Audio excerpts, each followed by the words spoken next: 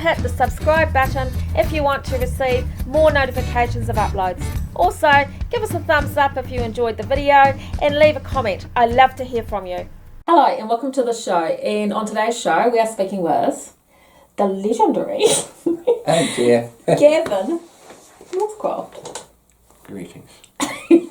And Gavin, so at the moment you run a recording studio here in Tauranga. Small recording studio, majoring in mixing and mastering. Yep. I do record some artists as well, but that's probably my special area is mix and master. I went to a boarding school for the blind in Auckland. Right. And I spent basically my entire school life there. Okay. Came out of there at 17 and then went to Aussie for a year. And back to Taupo, and then I came here in 93. And of course, you play lots of instruments too, so... Yeah, keyboards, drums, bass, a little bit of guitar. Don't profess to be an expert at that one. I started teaching myself the saxophone, but one of these days I need to finish it. Yeah. And you write your own music as well as playing covers bands? At the moment I'm mainly doing covers work, because that keeps me busy for 8 months of the year, so that's quite lucky for me. I tend to write ideas rather than songs. Do you mean by that on the keyboards or something? You're just or keyboards, or I might have a drum riff that goes around, and because I can. The advantage of playing all those instruments is that you can translate that into the whole computer domain and play it on the keyboard so that it sounds like a real drummer playing. Yeah.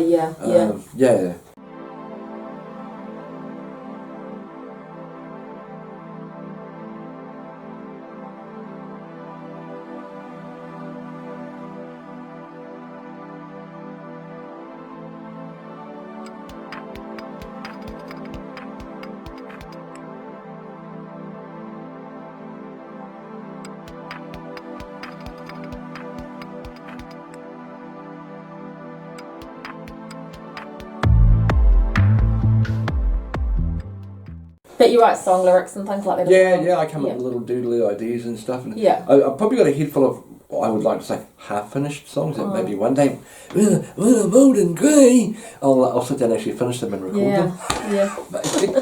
Well, because I think I first met you when you were in Side Effects. That would have been back in the 90s? 1994. 1994, wow. Yeah, it was when I first met you, and you saw I was in Side Effects at that time. Yeah, and Gavin was quite famous, weren't you? Yeah, People actually knew me from you.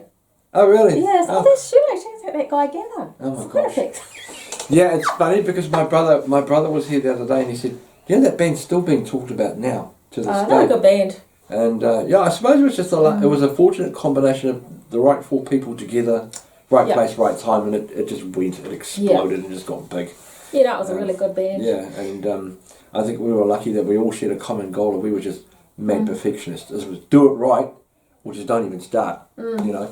And so when we wanted to cover a song, we covered it to the absolute best of our ability, and it was, No, it was all the keyboard rage back then, wasn't it? Yeah, and of course the other advantage I had was again, right place, right time. Sequences and MIDI technology and keyboards were really just coming up. That's right. And I was lucky to sort of land on top of that wave and just ride it the whole way through. And of course, because you and May and Steve and Max, yes, we were all keyboard players living in the same house. Yeah, it was funny. We were flatting. It was just a flat full of keyboard players. It was mad. It was mad, and I learned so much. Yeah, so and we were all in 3 different bands. Yeah, three different bands, all playing keyboard. The house was full with keyboards and other keyboard associated technology and computers and so on. And any given hour of the day in our household, there was always somebody playing keyboard. Always, never not. That's right. Yeah. Practicing for the gig or doing something. Yeah, exactly. Yeah. Those were the days. So what was the lineup in Side Effects? Side Effects consisted of myself on keyboards and various other technology. Jimmy Stevens was on guitar. I remember Jimmy, yeah. Glenn Halls was lead vocals and rhythm guitar. And Brendan Wills was on drums. That's right. Yeah. And I mean, I was fortunate to join those guys because they'd all been in the game longer than I had. Because you would have been young. Well, I was when I first joined. When I was young. Shh. Hang on. We were all young. I'm looking for a walking stick. You see I think I remember when. And of course, an interview cannot go by without memories of Abbey Road. It would got to tell us about that. Abbey Road. Yeah. Well, where to start? To me, Abbey Road was probably one of the most legendary bars Tauranga had. People still talk about that place nowadays too. And of course, as Side Effects' popularity grew, all the bar owners were, trying to get hands on the band and book it everywhere. And we formed a good working relationship with Diane Young, who owned Abbey Road. And when Diane Young had it, which is when I first came into the whole Abbey Road scene, she said, I'd love to do a Beatles type ad. Oh yeah, okay. I said, well, yeah, I can do the music for it. She said, if I wrote the words, will you sing them? I'm like, yeah, okay, yeah, right. So, hence because the version that you heard on the radio wasn't actually the full version. There's actually verses and stuff to go. Oh, really? Yeah, but the radio trimmed it all down to one. I think it was just Abbey Road. Yes, drinking down at Abbey Road. Yeah, something like that. Yeah, but if you go like this, it was Diane has a bar at the marketplace. Okay. All the crew are there to lend a hand. That sort of stuff. Yeah, yeah. You can sing it all to us. No, that's the only line I can remember from it. Do you know, I actually wrote, I didn't write actually, I sang a song for Wellington Mazda once. Oh wow, when cool. I was on my it went, and it just gets easier. Nice. Driving your car, through a life or something, along the road. Nice. Wellington, $500, just like that. Yeah. 2 takes. Yeah, it was a bit like my Abbey Road ad. I pocketed 4. Perhaps we shouldn't say too much, how much. Yeah, but that was back then when we all got paid, you know. Exactly. I pocketed $400 for the Abbey Road ad. That was 1 take. Yeah, I've done my time doing copywriting and doing jingles. It's a pressure industry, I'll say that much. You've done something for Jodie Vaughan recently. Jodie Vaughan, yes. Well, I can tell you a lot about Jodie. About a year ago, you might know a singer by the name of Carolyn Parker Bingham. So I had made some backing tracks for her. Yeah. And she showed them to Jodie, and Jodie was like, whoa, where is this guy? How do I get a hold of him?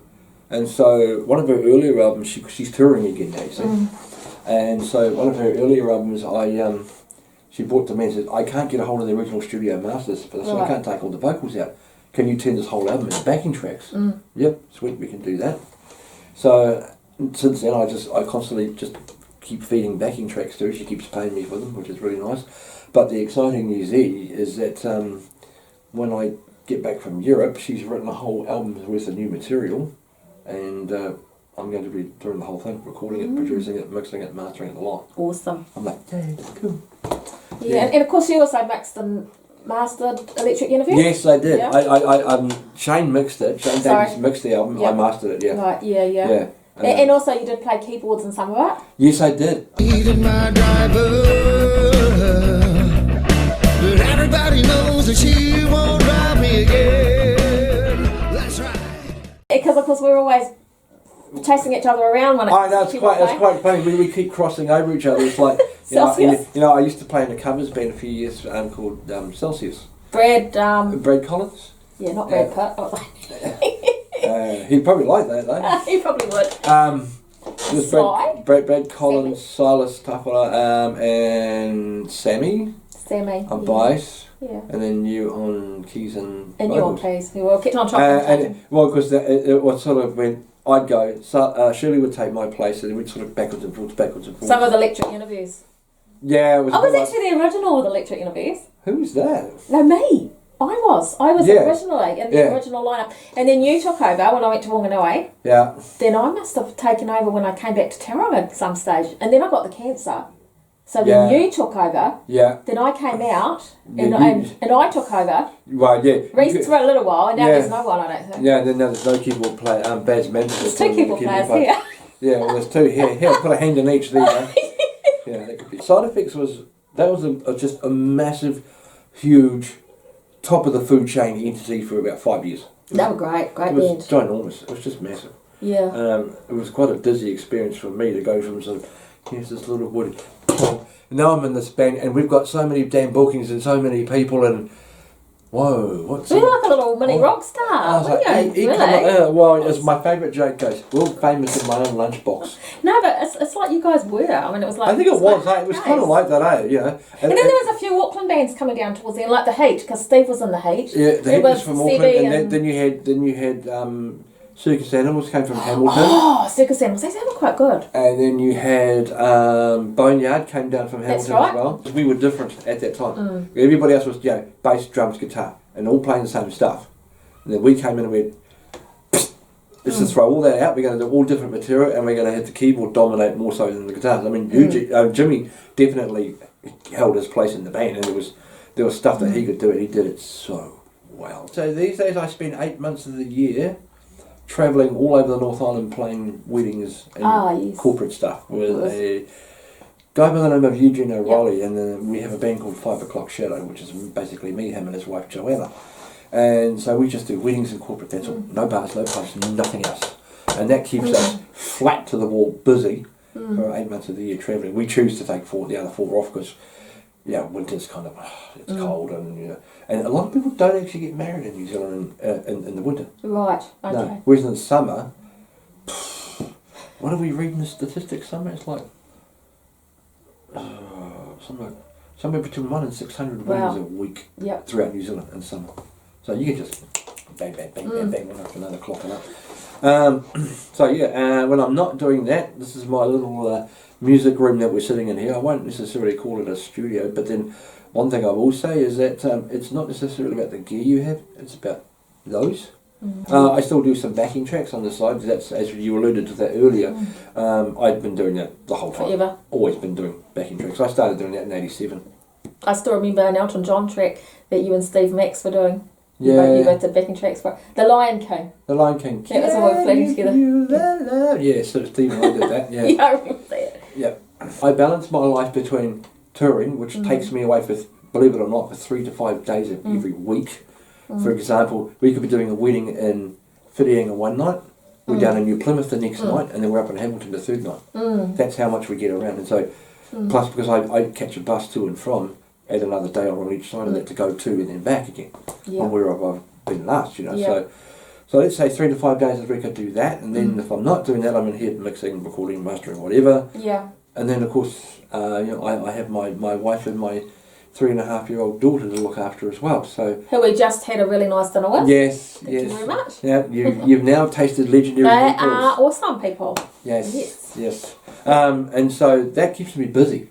Now for the 4 questions. The 4 questions. Okay, so the first question. 2 favourite New Zealand artists that spring to mind.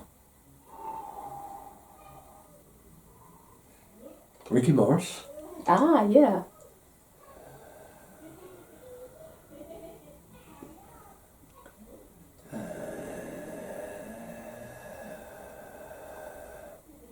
Anika Moa. Oh, nice. Yes. And 2 favourite New Zealand songs.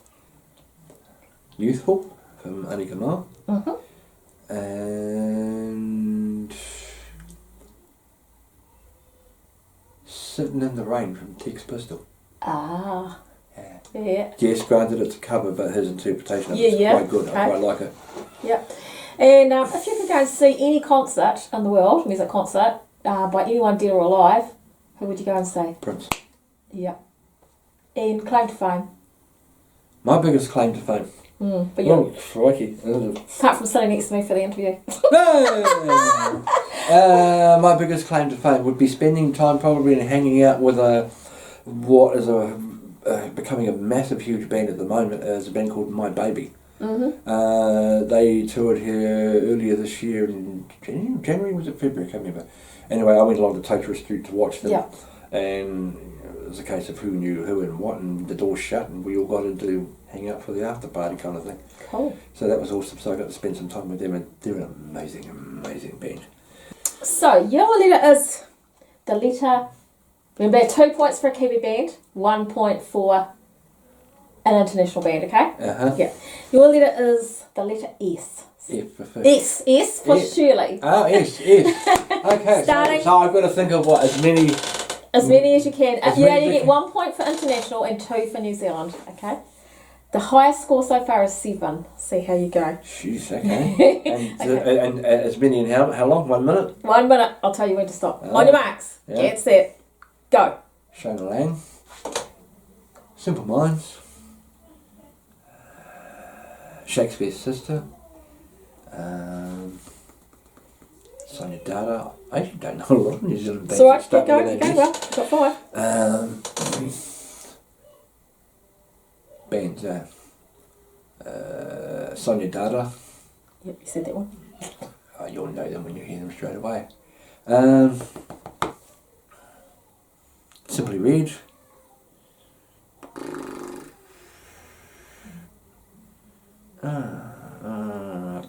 Brain's going blank. A. Yes. Yes.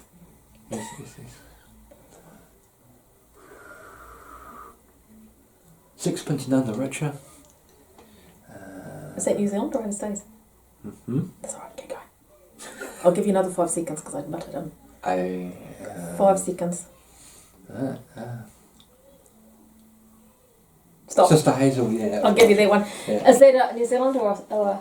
Most of those are overseas. Okay, I think you've got 9. I'll give you 9. Nice. Yeah, very good.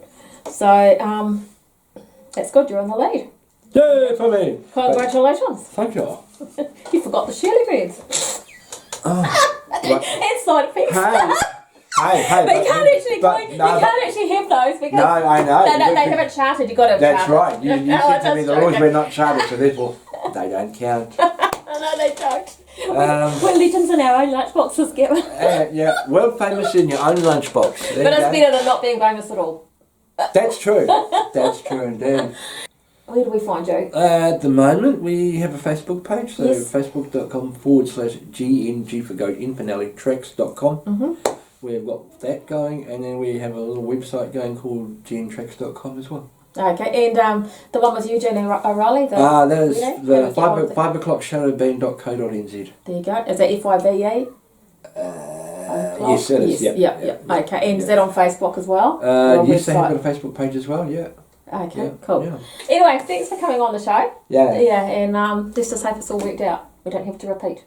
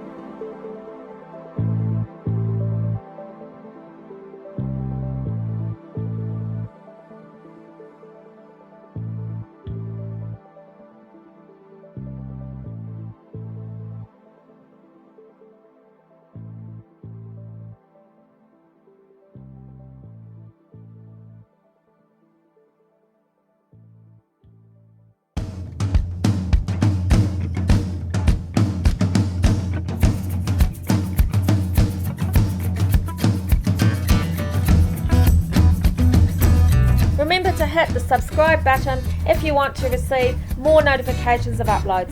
Also, give us a thumbs up if you enjoyed the video and leave a comment. I love to hear from you.